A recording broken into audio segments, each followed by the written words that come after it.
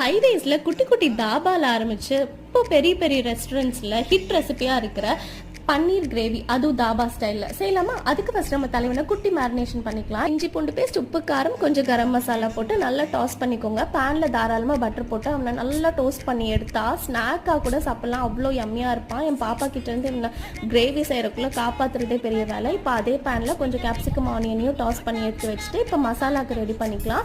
அதுக்கு அதே பேன்ல நல்லா ஆனியன், ஹோல் ஸ்பைசஸ் டாஸ் ஆனது, இஞ்சி பூண்டு விழுது அண்ட் மசாலா ஸ்பைசஸ் ஆட் பண்ணியிருக்கேன். கேப்ஷன்ல கொடுத்துருக்கேன், பார்த்துக்கோங்க.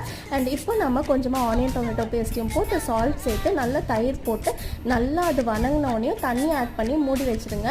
நல்லா இந்த அளவுக்கு கொதி வந்தது ஃபைனலாக நம்ம தலைவனுங்களையும் நம்ம ஆனியன் கேப்சிகமையும் ஆட் பண்ணிட்டு கொஞ்சம் ஃப்ரெஷ் கிரீமை போட்டு எண்ணெய் பிரிகிற அளவு குக் பண்ணிட்டு மேலே கார்னிஷிங்காக கஸ்தூரி மேத்தி அண்ட் க்ரீன் சில்லியை போட்டால் தாபா ஸ்டைலில் தலைவர் ரெடி. செம்ம அல்டிமேட்டாக இருப்பான். ட்ரை பண்ணி பாருங்க. டாட்டா பாய்.